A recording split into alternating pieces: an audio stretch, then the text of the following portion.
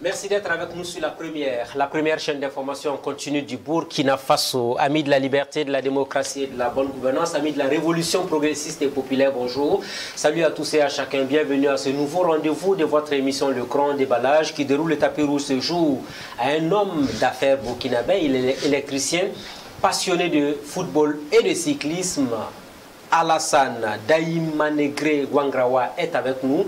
Il est l'ancien président de la Fédération burkinabé de cyclisme. On va parler de cyclisme dans cette émission. Monsieur Wangrawa, bonsoir. Bonsoir. Bienvenue sur le plateau de l'émission Le Grand Déballage. C'est la première fois que nous vous recevons. La première question, comment vous allez côté santé et famille? Disons que je me porte bien, oui. Ma famille aussi. 71 ans maintenant. Ce n'est pas 71 jours, ce n'est pas 71 semaines. Alors, à cet âge-là, c'est quoi le quotidien ou qu'est-ce qu'on se dit au quotidien? D'abord, je rends grâce à Dieu. 71 ans, effectivement, ce n'est pas petit. Effectivement, avec précision. Je suis né mercredi le 19 mai 1954 à Dondolma, Nabitenga 1. Donc, j'ai 71 ans. Et chaque jour qui fait, bon, écoutez, je m'acharne de courage, mais j'ai toujours exercé dans un métier libéral. J'aime souvent le dire que je n'ai jamais connu le bulletin de salaire. Après la jeunesse, l'école primaire, les autres, bon. Mais chaque matin, quand je me lève, bon, d'abord c'est mon travail, j'aime ce que je fais, être électricien. Et je m'organise pour effectivement exécuter les tâches qui me sont confiées par des privés. Et actuellement, c'est vrai avec l'âge, je suis toujours sur le terrain. Je visite mes sites. J'ai au moins des équipes qui travaillent hors de Ouagadougou. Et je suis tenu, même si j'ai des techniciens ou des ingénieurs qui travaillent avec moi, bon, je vais sur le chantier. Vous êtes toujours sur le chantier, je l'ai dit tout à l'heure, 71 ans, vous êtes aujourd'hui électricien. Alors parlons justement de ce parcours avant de parler de cyclisme, parce que votre vie n'a pas été du tout simple. Vous êtes l'un des seuls musulmans à se retrouver du côté du centre de formation professionnelle de Fadangourma. Alors quand vous êtes arrivé dans cette école-là, comment ça s'est passé? Est-ce que l'intégration a été très difficile pour vous? Bon, c'est vrai, c'est vrai. Je pourrais expliquer ça, ça peut être accidentel, mais j'étais en tout cas, dans ma promotion, j'étais le seul musulman. Et je tiens à le dire, je remercie infiniment le frère Jean-Louis, qui était le directeur, qui effectivement m'a permis l'intégration. Parce que quand je partais à Fada, bon, je ne connaissais même pas. Ouagadougou, j'étais à Ouaga, mais mes limites, c'était à Lamako, après Lamako. C'était non loti. Bon. Et même à son temps, le goudron s'arrêtait devant l'hôpital Yalagato. Donc, je ne savais pas. Et quand on m'a amené à Fada, on a passé le test à Fada pour. Même si tu avais la bourse et tout ça, il faut forcément faire un autre test. J'ai été admis. Et sincèrement, je disais qu'à mes débuts, c'était difficile parce que j'étais perdu. Tout ce qui me ressemblait à Ouagadougou, c'est le panneau. Quand je sortais, je vais voir le panneau, on monte la flèche par où il faut partir vers Ouagadougou. Et souvent même, je ne savais pas, connaissais pas le kilométrage. Je me disais même, est-ce qu'il ne fallait pas prendre la route pour repartir à Ouagadougou? Mais avec effectivement l'assistance, il faut dire que le centre de formation professionnelle, c'est pour la mission. Et avec la mission catholique. Voilà. C'est important de préciser. Voilà pourquoi on a dit que vous étiez le seul musulman à y être. C'est ça. Est-ce que déjà au niveau de l'intégration, la question de la cohabitation religieuse a été problématique pour vous? Non, elle n'a pas. Je n'ai pas senti ça. Et je sais que le frère Jean-Louis, il a travaillé dans ce sens. Et ça ne m'a pas beaucoup manqué. Et la famille, parce que je n'avais pas... J'étais un peu perdu, j'étais seul. Le frère, vraiment, il m'a tellement assisté. Et moi, je vous dirais, moi, je suis musulman. J'ai fait 2 fois le pèlerinage à la Mecque. En tout cas, ce que les responsables, le frère Jean-Louis a fait pour moi, moi aujourd'hui, ici présent, dans cette soirée-là, si j'étais même à sa place, c'est pas évident que j'ai le même comportement. Pourquoi vous dites ça? Est-ce à dire qu'il y avait un côté humain qui s'est dégagé dans le traitement qui vous a été réservé, ou bien vous n'avez jamais senti une quelconque discrimination se dégager autour de votre personne? D'abord, je ne l'ai jamais senti. Parce qu'au fait, quand on m'appelait Alassane et tout ça, les gens commençaient à me dire, ça c'est des noms païens ou c'est des noms catholiques, tout ça. Donc, je me sentais, au début, je pense que le frère, il a compris ça. Je me sentais un peu seul. Et effectivement, ce que je dis, je revis ça, j'ai de la peine à vous expliquer ça. Mais sûrement que... Est-ce qu'il y avait des pratiques entre-temps qui étaient contre l'islam, mais que vous étiez obligé d'accepter dans le comportement au quotidien? Non, il n'y avait pas ces pratiques-là, on ne le sentait pas, mais ce que j'ai senti, c'était au niveau de la restauration. Parce qu'au fait, tous les dimanches, on abattait un porc et on préparait. Et comme le frère savait que je portais un nom musulman, peut-être que j'étais petit, c'était en 7e, parce que là-bas c'est le tronc commun, il y a la 7e, la 6e, 5e, 4e, 3e. Alors c'est là que chaque dimanche, j'avais mon plat spécial. Et il ne me laissait pas manger le porc. Et le frère Jean-Louis lui-même préparait mon repas pour moi. Alors, donc c'est pour vous dire que tout ça, il avait remarqué et ils ont respecté. Et ils m'ont respecté. Et ça, et jusqu'à ce que je quitte le centre, que j'aille à l'OPEV et que je reparte après ouvrir même ma propre quincaillerie à Sankréaré, mais je vous dis qu'ils m'ont suivi. Et chaque année, ils venaient au moins jeter un coup d'œil. Et ça veut dire qu'il m'a suivi et il savait que j'étais un peu perdu. Donc il fallait une assistance pour quand même me réintégrer. Alors est-ce à dire aujourd'hui que c'est l'occasion pour vous de saluer ce qu'on appelle la cohabitation religieuse? Ça veut dire que la tolérance religieuse est très très importante dans la société. C'est vrai. Et quand je vois le Moro Naba, souvent recevoir le cardinal, ou le cardinal qui va saluer le Moro Naba, moi je dis que c'est une très bonne chose. Pour ceux qui n'ont pas vécu et qui connaissent pas mon histoire, je vous dis que c'est une très bonne chose. Et cette cohésion, au niveau des religions, elle est très importante je ne connais pas le mouvement ailleurs ou le comportement ailleurs dans les autres pays, mais au niveau du Burkina, je pense que ça a été une très bonne chose. Et moi, j'en ai bénéficié.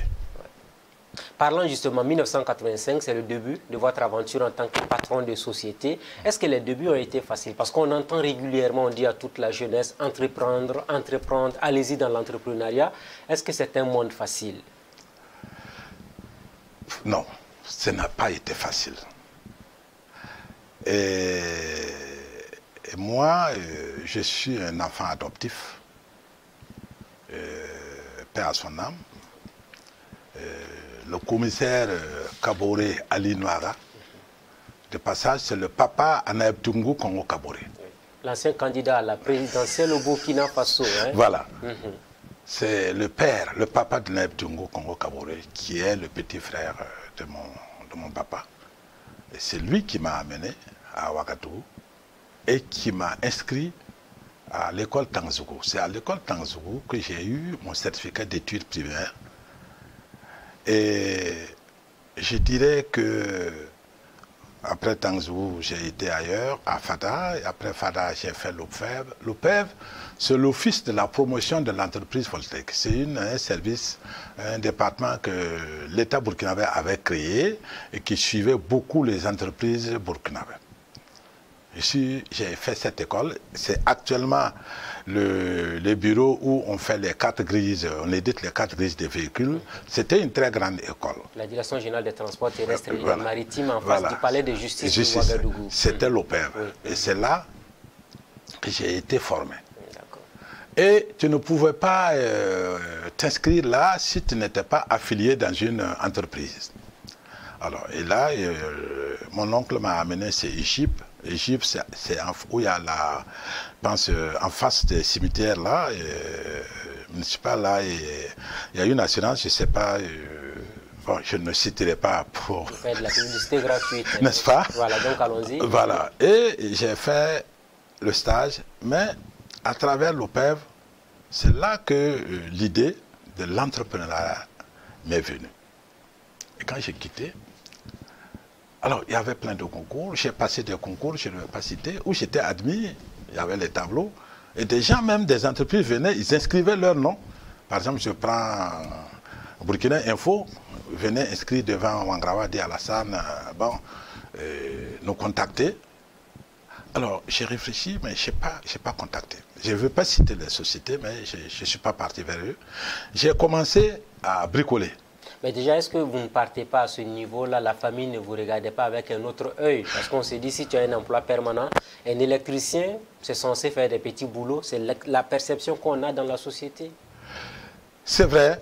Et tout ne se dirait pas à travers cette émission, mais il y a eu des moments où je partais dans d'autres familles et quand on me posait la question qu'est-ce que je faisais dans ma vie, je dis je suis électricien. Il dit électricien c'est quoi? Je dis bon, c'est le courant, j'installe les bâtiments et tout ça, mais je vous dis que j'étais plus admis. J'étais plus admis dans cette cour. Dans les familles, pourquoi? Genre une histoire d'amour éventuellement qui a mal tourné? Oui, mais peut-être on va voir nos petites copines et puis voilà. Et même, je vais vous dire, même mes amis, mes propres amis, certains sont là, ils vivent. Citez même Traoré Amado, de Ecodis. C'est l'un de nos amis d'enfance. Bon, nous sommes là, nous sommes 2 ou 3 qui... Mais même les surprises parties, les soirées qu'on disait, mais on n'acceptait même pas mes cotisations parce que j'étais sale. J'allais toujours taper le mur. Et puis voilà, c'est vrai. J'étais mon apprenti, j'étais le chef d'entreprise, je faisais tout à la fois. Donc, quand on dit... Ça ne vous a jamais découragé, hein? Non. Parce que ça c'est intéressant ce que vous dites. Les jeunes qui nous regardent doivent savoir qu'être électricien, c'est un boulot comme tous les autres. Ouais. C'est un boulot comme tous les autres. Et c'est un travail, c'est un métier noble. Un jour... voilà, mais j'ai oublié qu'il y avait, comment dirais-je, des termites qui ont pris le plafond. Mais le plafond est tombé sur nous, mon épouse et moi. C'est pour vous dire jusqu'à quel niveau nous avons traversé des moments difficiles jusqu'à atteindre un certain niveau. Donc, il y a eu des moments aussi, comme ça, et il faut avoir aussi souvent une grande femme qui a accepté m'accompagner. C'était un risque parce que c'était un métier libéral. C'était pas évident. Et les gens ne croyaient pas. Électricien, on n'en sait pas. Si on dit électricien, bon, ils ne savent pas. Et puis peut-être ils ont dit que bon, c'est un métier à risque parce qu'il peut se faire électrocuter. Et puis il n'a pas de garantie. Il n'est pas dans le temps, il fallait être soit un infirmier, un instituteur de travail aux finances ou bon, voilà. Alors, mais pour revenir à ça, il y a eu des moments très difficiles où moi-même, le matin en partant, je me posais la question, est-ce qu'on ne va pas fermer ma société? Est-ce qu'on ne va pas fermer mon établissement? Est-ce qu'on ne va pas fermer ma boutique? Parce que peut-être que j'ai fait une commande, j'ai exécuté un travail, je ne suis pas encore payé, il y a les fournisseurs qui sont à la porte, mais Dieu merci, j'ai pu toujours, j'ai réussi à respecter mes engagements. Et là, il faut jouer franc jeu avec les fournisseurs. Donc il faut, pour réussir en entrepreneuriat, notamment pour ces jeunes qui nous regardent là, de l'honnêteté et de la sincérité. Ça compte énormément pour réussir. Ça compte énormément. Oui. Et même que dans la vie sociale, votre vie sociale, votre comportement vis-à-vis des autres. C'est très important. Vous voyez, je suis en face de vous. Je pose un acte négatif. Vous avez des relations. Moi, j'ai des relations. Peut-être que vous allez en parler à quelqu'un un jour qui aurait affaire à moi. Il va réfléchir par 1000 fois avant de signer un contrat ou même de te consulter. Tout ça, ce sont des facteurs, ce sont des éléments dans la vie, dans l'entrepreneuriat qu'il ne faut pas négliger. Il faut forcément en tenir compte. Mais qu'est-ce qui explique selon vous justement l'échec que beaucoup de jeunes rencontrent aujourd'hui dans l'entrepreneuriat? Vous savez, du haut de votre expérience, la vie est un pic. C'est comme en technologie. Allons-y au rythme de vos affaires. Il y a des gens, il y a des jeunes aujourd'hui qui créent leur affaire, mais qui sont pressés d'atteindre l'apogée. Non. Et je pense que c'est gradué. Il faut savoir effectivement enjamber les escaliers. Prenez, vous avez votre marche. Vous ne respectez pas la marche. Qu'est-ce qui va se passer? Vous allez tomber. Mais si vous respectez je sais qu'en économie, on dit que le risque zéro n'existe pas. Mais minimisez les risques. Si en descendant, en prenant les marches, vous faites beaucoup attention, mais vous allez arriver à la dernière marche en bonne. Est-ce qu'il y a des jeunes qui viennent vers vous, qui vous demandent des conseils pratiques parce qu'ils ont eu tellement de difficultés dans l'entrepreneuriat? Oui, j'en reçois beaucoup. Et souvent, je vais dans des services, quand je donne mon nom, on dit « Ah oui, moi j'ai fait un stage chez vous, vous m'avez conseillé. » Alors, donc, il y a des jeunes qui nous approchent. Et même que la chambre de commerce, au niveau de... Il y a un service de l'entrepreneuriat, effectivement, nous a approchés pour effectivement nous citer comme des cas d'école. Et dans le temps, je partais partager en tout cas l'expérience de votre entreprise, de mon entreprise avec ceux qui venaient créer, parce qu'ils ont créé un service qui assiste les jeunes et tout ça, et on partait souvent échanger. Bon, mais il y a 3 ans de cela, je ne pense pas, mais c'est souvent individuel ou des jeunes qui viennent. L'autre question avant de parler maintenant du sport, parce qu'on va passer maintenant tout à l'heure au sport, la question, est-ce que vous avez eu à financer des jeunes qui ont pris l'argent, à les dilapider et puis finalement ça n'a pas suivi en termes de résultats? Oui, il y en a eu. Il y en a d'autres qui, par moi, ils ont pris, j'ai même préfinancé leurs projets, ils ont eu des marchés. Aujourd'hui, ils sont même, on se rencontre même comme des concurrents sur la place du marché. J'accepte, c'est normal, parce que je ne regrette pas de leur avoir appuyé. Et je suis aussi très content de voir que ces jeunes-là, par moi, ont réussi. Et il y a aussi des gens, des jeunes, que je connais, qui sont toujours là, à Ouagadougou, qui, malheureusement, ils avaient des affaires, nous ont approchés, on a essayé de les accompagner, mais ça n'a pas bien marché. Ils n'ont pas pu nous rembourser. Nous étions obligés de travailler pour payer, pour rembourser ça. Mais est-ce qu'il est arrivé des moments où vous avez porté plainte contre ces jeunes qui n'ont pas pu vous rembourser? Non. Vous ne ferez pas ça? Non, je ne le ferai pas. Parce que je pense que l'acte qu'il a posé, en principe, même doit l'interpeller. Parce que s'il continue dans le métier, il saura que ce qu'il a fait n'est pas bon et qu'il doit effectivement se corriger. Ils ne sont plus revenus. Mais ce qui est sûr, je dis que sur les 2 cas, il y en a eu. Voilà qui est clair, on va parler maintenant de sport parce que vous êtes un amoureux du football et du cyclisme, mais votre image a beaucoup rayonné autour du cyclisme au Burkina.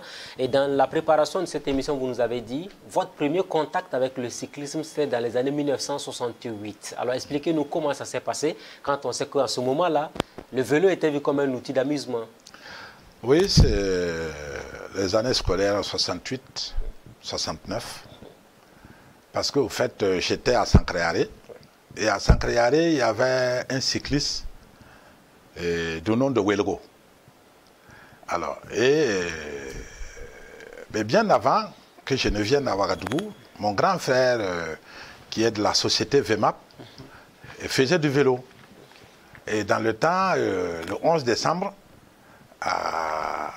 tous les villages du département, de la sous-préfecture de Tangandasouri venaient faire des compétitions venaient à Tangandasouri pour des compétitions cyclistes. Et mon grand frère... C'était quel genre de vélo, justement, parlons? Est-ce que c'était des vélos classiques? Oui, c'était des vélos ordinaires qui pesaient plus de à peine 20 kilos. Donc, c'est pas la chose. Alors, et mon grand frère avait un vélo, Wangrawa Boukari. Et d'ailleurs, même au village et partout, on l'appelait champion parce qu'il a eu à remporter au moins 3 fois au niveau de la sous-préfecture là-bas, ces genres de compétition. Alors, donc, c'est là que ce virus-là m'a mordu. Et quand je suis venu on m'a fait venir d'Awaga, dans notre quartier, vers le troll Mamdabo, à Dapoya, à Norguin, non loin de Matata, il y avait la famille Welgo. Et il avait du vélo, un vélo, il faisait du vélo. Et chaque fois quand je le voyais, bon, ça me rappelle, je revoyais un peu le village et tout ça, donc je m'approchais beaucoup de lui, je vais souvent toucher son vélo. Alors, mais là, c'était un vélo de course. Et chaque fois, quand il passait les dimanches matin, il passait devant notre cour, parce qu'il n'y avait pas le mur. Si je veux dire que de Sankréaré, nous, on voyait la mairie. La mairie centrale de Ouagadougou. Oui, la mairie centrale de Ouagadougou. On voyait la mairie. Parce que l'ARAN, c'était seulement que du grillage. Donc, on voyait la mairie. Et chaque fois où il repassait, nous, on était là, j'avais un ami, Diara Mamadou, paix à son âme, on partait ensemble, on suivait Ouelgo, mais il pédalait, nous, on courait derrière lui, jusqu'à derrière à la mairie centrale. Et c'est là qu'on faisait les courses, l'arrivée. Et j'ai dit qu'on ne traçait pas l'arrivée en bas. La ligne n'était pas là. On montait en haut et on mettait un panneau. Mais je vous dis qu'il y avait des photographes qui arrivaient à prendre, immortaliser ça. Oui. Et tenez-vous bien, celui qui montait, c'était un infirme qui montait mettre les vaches. Donc c'est là que j'ai suivi. Mais nous, Welgo a fait le tour, mais nous on a traversé les rails. Mais quand on traversait les rails, bon, c'était pas, faut pas se faire prendre par les policiers ou les gardiens qui étaient là-bas. Et on a traversé, on a passé par la place Navakoum et directement, nous sommes partis vers actuellement la Banque Société Générale, à côté de la mairie. C'est dans l'arrivée. C'est là que j'ai suivi ma première course. Voilà qui est clair, 1968. Et depuis lors, il y a eu quelques moments d'incertitude. Alors, quand on parle de cyclisme au Burkina Faso, il faut remonter à 1987. Et c'est le président Thomas Sankara qui a lancé donc le premier tour du Faso en 1987. Est-ce que ça a été le moment le plus important pour l'avènement d'un cyclisme renouvellement, enfin, un cyclisme majeur au Burkina Faso? C'est vrai, bien avant cela, je pense que le cyclisme burkinabé a été reconnu en 1964 par la Confédération africaine de cyclisme et affilié en 1966 par l'Union cyclisme internationale. Retenez que c'est 200 francs que le Burkina à son temps avait payé, un chèque de 200 francs que le Burkina a émis pour l'affiliation. Alors, donc, pour revenir au cyclisme de compétition, parce que c'était déjà, à son temps, c'était un truc de loisir, de distraction, et puis bon, ça a évolué. Vous avez fait cas de capitaine Thomas Sankara, qui effectivement, il y avait la roue de Sourou. Et c'est effectivement par le capitaine Thomas Sankara que le Tour du Faso est né. C'était en 1987. Voilà, c'était en 1987. Okay. Et ça a été, et bien avant, entre ce passage, il y avait déjà le cyclisme a évolué. Mais je sais que aussi en 1965, l'équipe nationale de Burkina Faso a été... je pense même qu'ils sont partis avec le vol présidentiel Maurice Mbego en Côte d'Ivoire et c'était leur première compétition. Alors, pour revenir au capitaine, je dirais au président Sankara, je dirais que par lui, il y a eu l'émergence de notre cyclisme. Et lui-même, il y a des moments, je ne peux pas le confirmer, je pense qu'il partait même à vélo au boulot et il avait même un vélo de cyclisme. Et là, au niveau, j'ai dit que la première fois que j'ai pu vraiment l'approcher, c'était à la place de la Nation. Et c'était à l'arrivée, plus ou moins, à l'arrivée, oui, d'un Tour du Faso. Et cette arrivée, si je ne me trompe pas, ça devait être Pau Ouagadougou. Alors pour Ouagadougou, justement, parlons-en, parce que même depuis enfant, on a entendu tout ce qui s'est passé, hein, les anecdotes autour de cette victoire de Sayouba Zongo entre Pau et Ouagadougou. Les gens ont dit qu'il a été poussé, ça veut dire clairement qu'on l'a aidé à remporter donc cette victoire face aux Russes. Vous qui êtes des anciens, est-ce que vous confirmez ce qui s'est passé à cette période-là? Oui, je confirme parce que je sais que c'est vrai. Mais il faut reconnaître aussi la bravoure de Sayouba Zongo. Il faut le dire que ce n'est pas par la volonté de Sayouba Zongo. Alors comment ça s'est passé concrètement? Ça, je reviendrai là-dessus. Ça a été imposé à Sayouba Zongo. Parce que les dirigeants ont reçu un message du président, du capitaine Thomas Sankara, qui souhaite habiller un Burkinabé à l'arrivée. Alors, à son temps, et venant du capitaine Thomas Sankara, qui va oser dire non. Les dirigeants, ils ont développé leur intelligence, ils ont trouvé des procédures, et le choix a été porté sûrement sur... je n'étais pas là en ce moment, je n'étais pas dirigeant, j'étais un sympathisant. Je suivais, j'avais déjà une moto. Donc, je suivais les cyclistes quand ils sortaient pour voir. Et nous étions partis jusqu'à Kombisri pour pouvoir suivre le peloton et venir à Ouagadougou. Et sûrement, quand le message est arrivé, et c'est la première fois que j'ai pu aussi utiliser un talqui, et c'était de la présidence. Et le message est arrivé, sûrement par les talqis, et on a dit que le président Thomas Sankara sera en tout cas à l'arrivée, et souhaite que les Burkinabés se battent et au moins qu'il remporte l'étape entre Pau et Ouagadougou. Pau, vous connaissez ce que c'est et de quoi je parle. Oui. Et Ouagadougou, le capitaine est là avec tout le gouvernement et c'était vraiment la ferveur de la révolution. On fait comment? Les dirigeants se sont consultés, ils ont porté le choix et ils ont imposé Sayouba, parce qu'ils ne pouvaient pas prendre Sana Ilboudo. Tous les Russes qui étaient là, ils avaient l'œil sur Sana Ilboudo. Effectivement, à cette course, réellement, ils pétaient la forme. Excusez-moi des propos, c'est dans notre jargon. Alors, qu'est-ce qu'il faut faire? Ils ont sûrement porté le choix sur Sayouba Zongo. Et Sayouba Zongo a joué le jeu. Oui, jouer le jeu. Certaines informations nous font croire qu'il a été embarqué dans un véhicule mis en avant pour pouvoir remporter. Est-ce que c'est vraiment comme ça que les choses se sont passées? Bon. On ne le dénigre pas, hein. C'est pour restituer l'histoire. Ça fait 38 ans que les choses se sont passées. Si on peut restituer l'histoire, c'est toujours bien.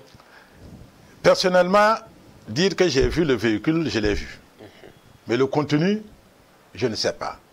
Mais je sais qu'à un certain moment, Sayouba Zongo a repris le vélo. Et là, nous, on avait dévié pour pouvoir venir à la place de la nation et suivre l'arrivée. Moi, je vous dis que j'ai eu la trouille. À partir du château d'eau de Moro-Nava, quand on était là-bas, avant le château, on disait que la caravane était au rond-point de la Padoie. Il ne fallait pas être un coureur ce jour-là. De la façon, si vous voyez les Russes qui ont chassé Sayouba, et à peine il a remporté, c'est vrai, mais ils ont failli avaler Sayouba. Alors, la distance qu'on avait donnée à Sayouba, elle n'était pas conséquente ou quoi? Bon, elle était peut-être conséquente, mais Sayouba était seul. Alors que en réalité, les autres venaient, et entre-temps, on a vu Sayouba seul devant d'être le premier. Non, non, c'est pas comme ça. C'est pas comme ça. Ça ne s'est pas forcément passé comme ça. Parce que c'est après que Sayouba sûrement a été lâché. Et les autres étaient plus loin. Et quand les gens ont appris, puisqu'ils ont annoncé qu'il y a eu une échappée, quand il y a eu l'échappée, les Russes cherchaient à voir quel est le coureur qui n'était pas là.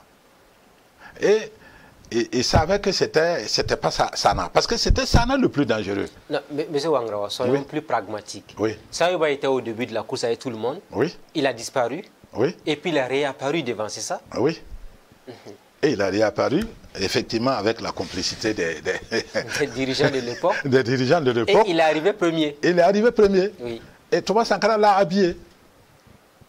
Et le tour était joué. Mais moi, je dis, au-delà de tout ça, oui.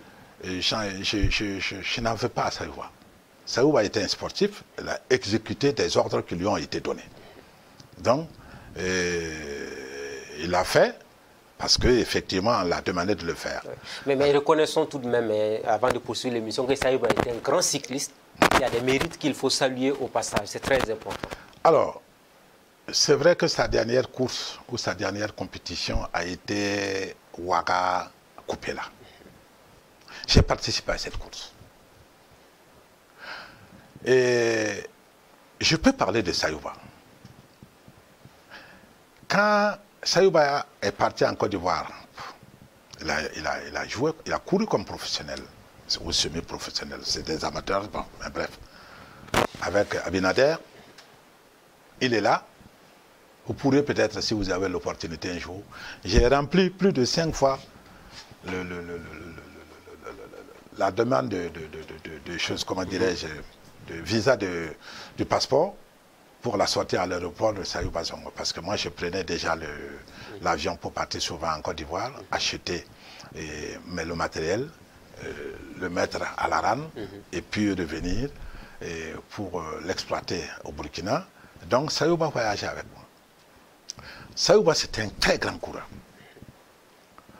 Et vous voyez Sayouba, Nana Madi, Kabore Madi, c'est des gens qui ont beaucoup travaillé pour Sayouba.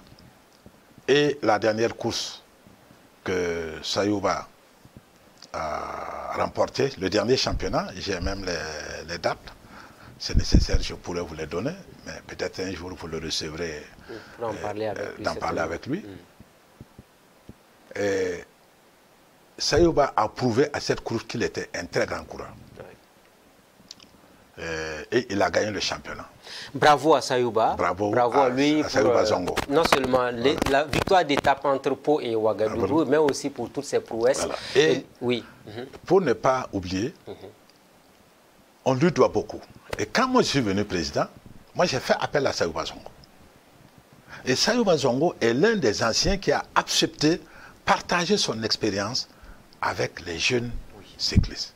Vous savez, quand lui et Sana, c'était difficile. Alors, moi, j'ai joué un jeu. Le premier tour, j'ai amené Sana, j'ai amené Sayouba, je les ai mis tous dans le véhicule neutre. Et c'est eux qui dépannaient les Burkinabés. Mais je l'ai fait parce qu'au moment de les dépanner, il leur passait souvent des messages. Donc, et après, il a été... Moi, j'ai travaillé, j'ai fait partir, de par mes relations, Sayouba au Gabon. Et il entraînait une équipe au Gabon. Après ça, il est revenu et il est parti dans le club au niveau de Burkina Faso. Aujourd'hui, il n'entraîne pas un club, mais il a entraîné l'ASBCL, il a entraîné la Sonabel, il a entraîné, je pense, la JCK.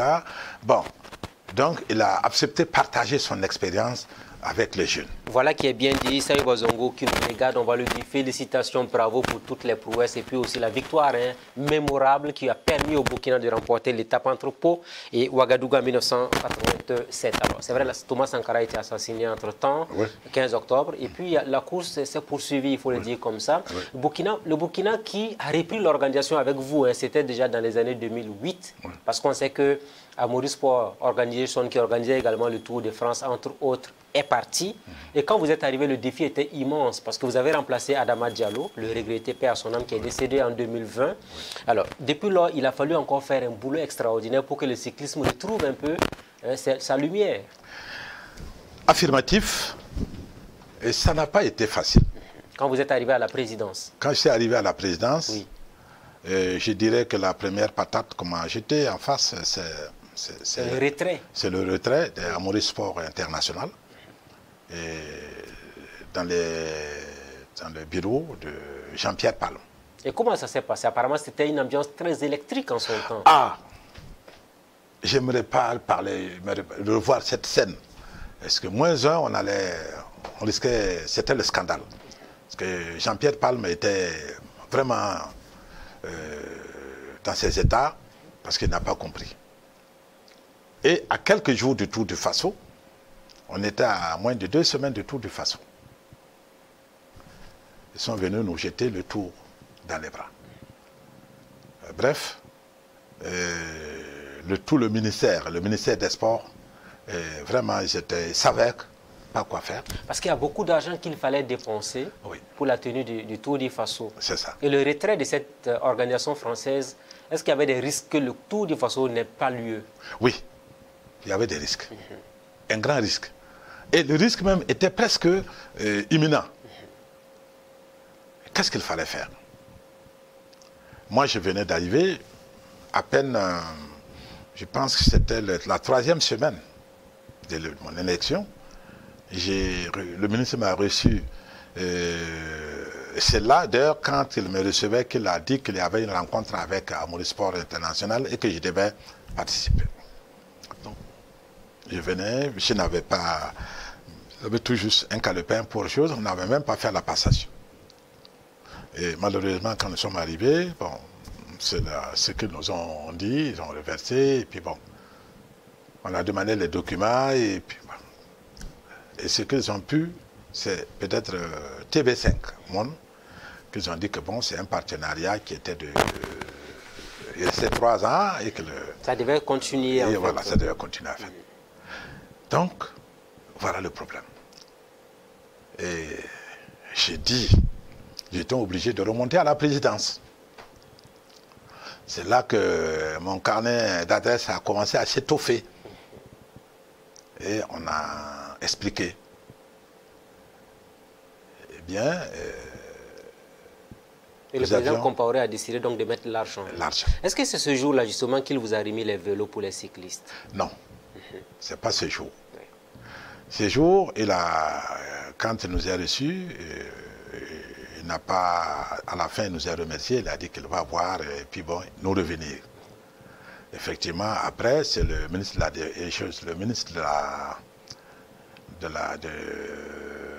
des sports? Non, pas des sports, des finances, qui nous a appelés, mais c'est le cabinet de Premier ministre qui nous a remis les chèques. Et même là, on a eu même des problèmes parce qu'on a même été payé, l'hôtel n'existe plus, et ils ont refusé de prendre le chèque parce qu'ils disent que tant que ce n'est pas positionné par le Trésor, ils ne prendront pas le chèque. Et l'avion commençait, les avions, les invités commençaient à atterrir. Il fallait trouver une solution pour que l'événement ait lieu. C'est là est né le contact avec Yamero Isaka de Excellence Hotel, qui a accepté de prendre toute la caravane à ses frais. Nous, on a eu les chèques. C'était un vendredi. Le samedi, on ne pouvait pas positionner. Alors, le départ, c'était samedi matin. Mais nous avons eu des patriotes qui ont accepté accompagner le ministère des Sports et de Loisirs et la Fédération pour pouvoir sauver l'événement.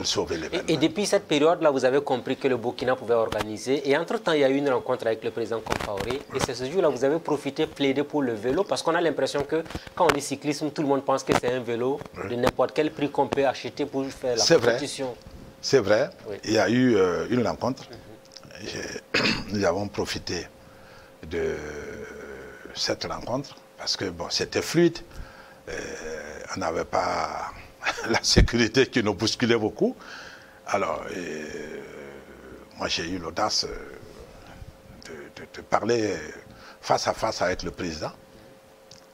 J'ai dit que... Et à ce moment, on avait commencé à remporter des prix avec les Rasmanais, les Yamego Amidou, les Bikinga Salif et autres. Et moi j'ai dit au président, j'ai dit, monsieur le président, on a besoin de montures. Il dit, monture, qu'est-ce que tu... Monture, j'ai dit, non, nous avons besoin de vélos. Il dit, ah, tu nous parles toujours de... Parce que dans le... On sait que je suis trop vélo. Bon, mais après, il a pris contact avec son ministère. Et moi, j'ai reçu un appel avec un numéro masqué. On dit, bon, on souhaiterait vous rencontrer à la présidence. Bon, écoutez, je suis électricien comme vous le saviez. J'avais des trucs en jean et puis tout ça. Bon, c'était pas évident. Bon, j'étais obligé de remonter, bon, quand même faire une peau neuve et puis bon, partir. Voilà, de look. Et puis bon. Quand vous êtes arrivé, il nous a reçus. Il y a des agents qui nous ont reçus. Et puis ils ont dit, bon, il y a le ministre qui a un entretien avec le patron, mais de patienter.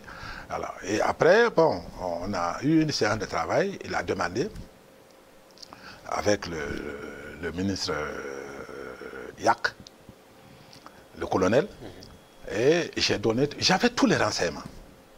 Il dit, mais le président m'a demandé, mais d'où ça vient? J'ai dit non. Je dis, quand je pars, je prends les cartons là des vélos, je photographie, et je relève les numéros. Donc je sais où ces vélos viennent.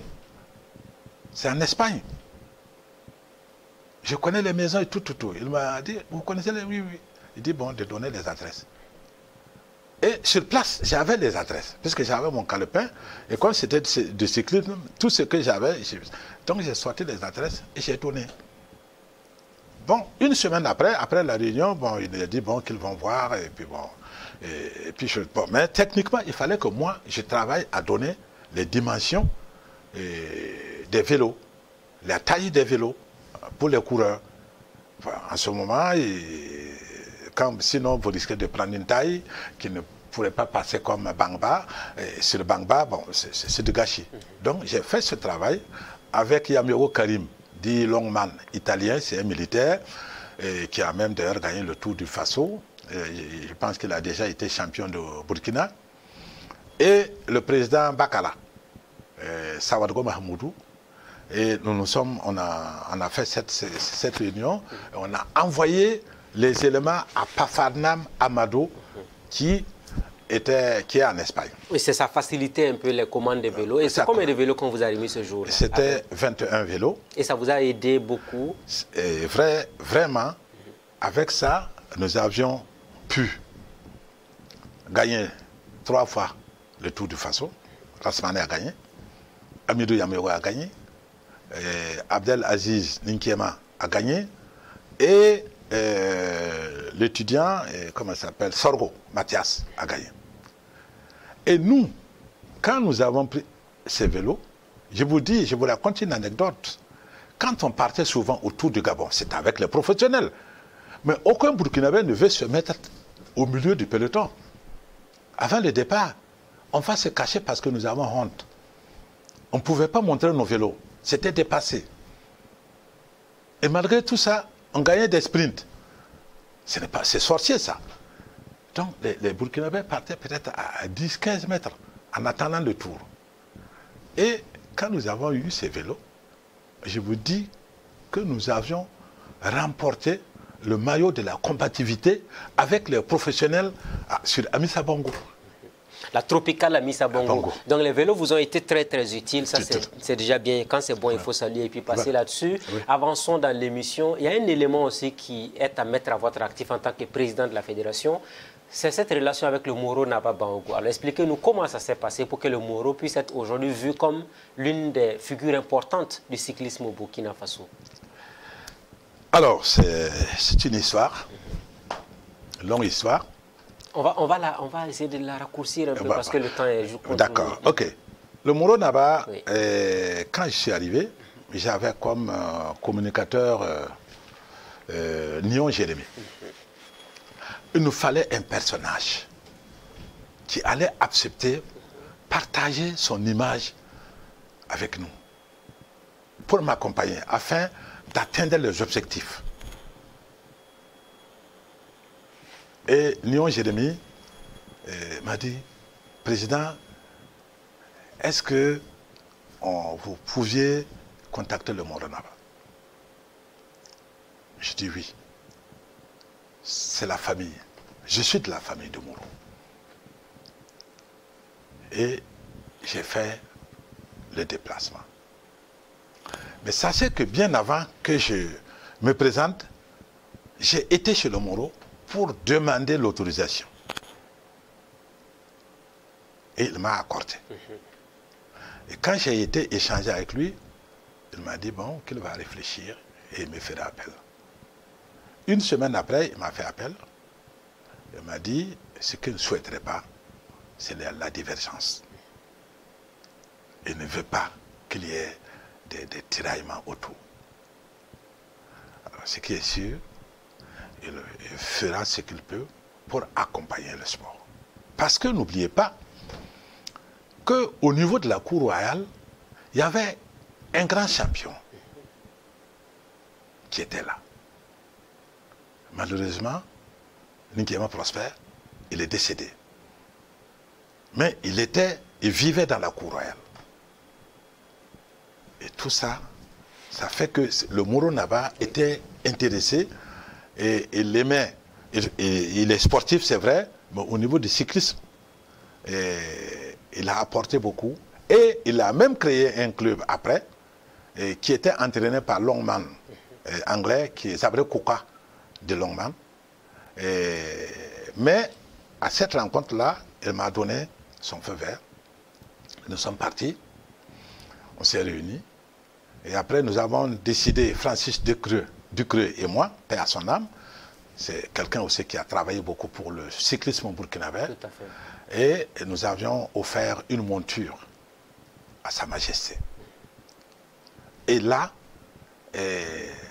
la première course que nous avons organisée, c'est lui-même, Sa Majesté, qui a pris le départ, qui a fait le grand tour et qui est revenu. C'est comme ça que c'est parti avec Sa Majesté. Et depuis lors, c'est resté. Alors, on va profiter de l'émission pour lui dire grand merci parce que pour le 10e anniversaire de Burkina Info, Sa Majesté avait donné 2 vélos. La première fille et le premier garçon, chacun avait eu donc un vélo. Et on m'avait fait la confidence, chaque vélo, c'est au minimum 2,5 millions à 3 millions de francs CFA. Oui, c'est la preuve palpable de son soutien à cette discipline-là. Oui. Alors, c'est vrai qu'on s'achemine vers la fin de cette émission. On a eu beaucoup de temps pour parler d'entrepreneuriat, mais aussi de cyclisme. Vous avez dit que le Moro avait souhaité qu'il n'y ait pas de tiraillement. Votre présidence n'a pas été un long fleuve tranquille. On se rappelle, en 2015, vous avez été contesté. On a même demandé votre démission. Et il y avait en l'air une affaire de plus de 30 millions de francs CFA. Est-ce qu'avec le recul, vous avez des remords? Est-ce que vous pardonnez à toutes les personnes qui ont voulu vous traîner dans la boue autour de cette affaire-là? Merci. Je dirais que c'est 35 millions. Alors, comme me reprochait, mais d'abord, le discours que j'ai, quand je devais partir, quand je devais annoncer que je n'allais plus me représenter, j'ai dit que j'ai pardonné à tout le monde. Et j'ai pardonné à tout le monde. C'est pourquoi vous voyez que j'accepte toujours partager mon image au podium de compétition. Et j'ai toujours un club. Et je fais des champions.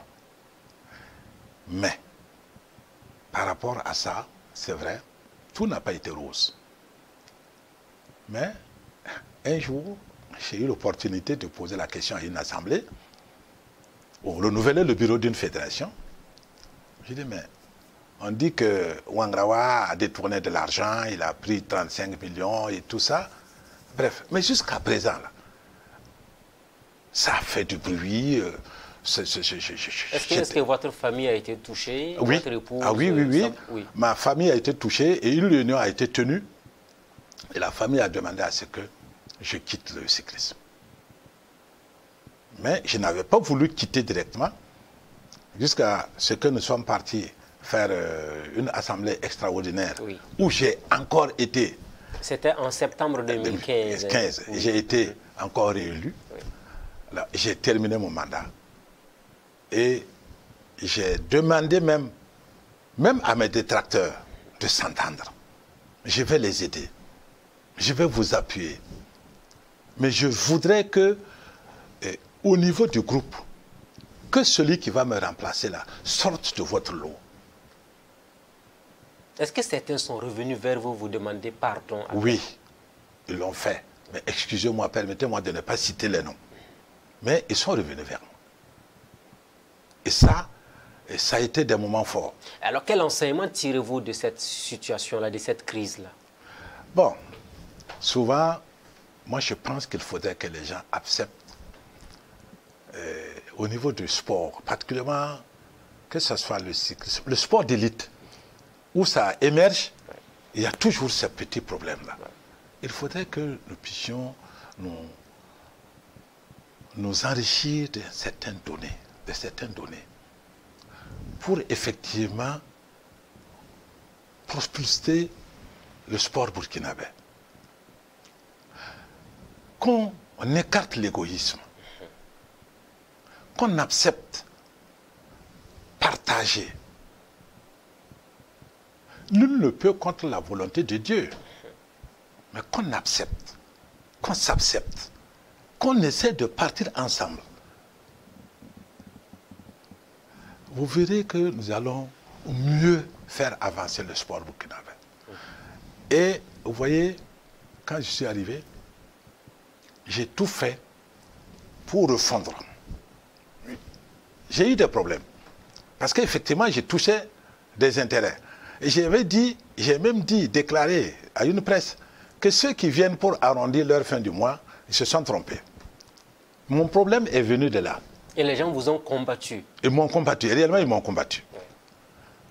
Mais, Dieu merci, j'avais aussi un bureau qui était fort. Et j'avais des résultats. Tout ce que vous dites, quand je sors, je ramène une coupe ou un maillot pour le Burkina Faso. Le Burkina a besoin de quoi? Quand vous prenez une responsabilité d'une fédération, mais c'est flotter, c'est faire flotter la couleur nationale. Voilà. Est-ce que ça aussi, ça renvoie à la méchanceté du Burkinabé qui ne veut pas voir l'autre réussir, ou du moins, les gens ont tendance à être plus dans la corruption, dans la facilité? Bon, souvent il y a des propos que je ne vais pas tenir, mais je dis qu'il faut que nous cessons ça.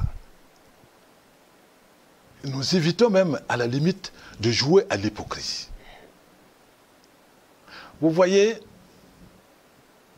moi j'ai dit un jour, quand je prenais la fédération, que je ne suis pas là, le passé, c'est bon, mais l'avenir, on l'a devant nous. Essayons ensemble de travailler pour booster le cyclisme. Donc c'est là que j'ai amené les gens. Malheureusement, des anciens, comme Sana Ilboudou, comme Fouker, Soudré, Ousmane, de Fouker, c'est un chef coutumier actuellement, et bien d'autres. Mais derrière, j'avais un rideau épais. Donc je ne voyais pas ce qui se passait, donc ce qui se tramait. Et le jour que ça s'est éclaté, ça a failli même faire même chuter. Vous voyez, quand vous avez un vice-président qui est parti, un trésorier qui est parti, un secrétaire général adjoint qui est parti. Heureusement, ils ont mal calculé et moi je pouvais toujours fonctionner parce que j'avais toujours le quota. Mais les gens sont revenus, d'autres sont revenus. J'ai travaillé. Mais il faudrait que les Burkinabés laissent tomber ce comportement-là. laisse tomber cette vision-là. Laisse tomber ces actes qu'il pose au détriment du sport. Et ce qui m'étonne, et ce que je n'arrive pas à comprendre jusqu'à l'heure où je vous parle, comment est-ce qu'on peut injecter son argent? Comment est-ce qu'on peut perdre son temps, physiquement, moralement, psychologiquement, à quelque chose et la combattre? Un jour, on m'a demandé à ce que nous fassions une grève contre quelqu'un que j'ai travaillé à le placer. J'ai dit, ah non, ce monsieur-là, il vient d'arriver il n'y a même pas un an. Est-ce que vous pensez qu'il peut former un coureur qui peut venir défendre, gagner un maillot pour le Burkina? C'est les anciens clubs là, c'est les anciens coureurs là. J'ai dit, moi je ne vais pas gréver. J'ai refusé de gréver. Mais pourtant, on voulait gréver pour moi. J'ai dit non, je ne veux pas. Laissons jusqu'à la fin du mandat. Et à la fin du mandat, celui qui veut se présenter, il se présente. Alors, réellement, cette question, elle mérite effectivement une réflexion approfondie. Oui, et la sincérité des différents acteurs qui est un élément important. La sincérité, réellement, cette sincérité, je dirais que tous ces gens-là, qu'ils acceptent d'être des gens d'église, se dire la vérité, se parler, franchement, pour accompagner. Vous voyez, Zidouamba Bangba qui a pris le maillot et qui a offert son vélo à Blaise Compaoré. C'est par ça que Blaise nous a reçus et nous a même acheté 21 vélos. Dans un vélo, il a cédé à Zidouamba Bangba. Mais vous savez d'où il vient? Comment il est venu? Qu'est-ce qu'il était? Mais c'était presque un berger. Il gardait les moutons au village. Et c'est Zambéné Théodore qui me l'a présenté et qui me l'a amené, qu'il a pris une année. Donc, et nous avons pu récupérer. Et c'est ce monsieur-là qui nous a fait gagner. 6 ans après, on ne gagne plus. Il y a les résultats, vous prenez les résultats, entre Zidouamba Bangba et celui qui avait remporté. Donc, il faut que nous acceptons ça. Moi, je ne suis plus là-bas, mais toutes les fédérations qui sont venues après moi, ils me font appel. Aujourd'hui, je suis une personne de source, ils me demandent des conseils. Et même des missions, j'ai effectué. Alors, je suis ouvert. Et je souhaiterais que ce soit ceux qui sont là ou ceux qui vont venir, le peu que je peux leur apporter, réellement, je dis ça, je déclare ça aujourd'hui, que je le ferai avec vraiment joie. Il faudrait que nous travaillions pour que moi, ce que je n'ai pas réussi, et ce qui me reste, cette boule-là, c'est parce que je ne suis pas arrivé à amener un Burkinabé sur le Tour de France. Ça m'a touché. Et ça me peine. Je pense qu'ensemble, un jour, cela va arriver. On espère que cela va arriver. On est pratiquement à la fin de cette émission. Ça allait très vite. Hein. Alassane Daïm Manégré. C'est ça. Ouangrawa. Oui, je prononce bien, je l'espère bien. Merci. Merci à vous pour avoir accepté l'invitation de Burkina Info. Merci beaucoup, Monsieur le Président. Merci. C'est moi qui vous remercie. Et bonne suite à vous. Merci beaucoup, Monsieur Merci. le Président. Merci beaucoup. Merci. Vous l'aurez donc remarqué, on a parlé d'entrepreneuriat, on a parlé d'électricité, on a parlé de cyclisme, on a parlé d'avenir. C'est toujours important. Amis de la liberté, de la démocratie et de la bonne gouvernance, amis de la révolution progressiste et populaire, merci à tous et à chacun de nous avoir suivis. On s'est dit rendez-vous la semaine prochaine avec un nouvel invité. Bonsoir chez vous.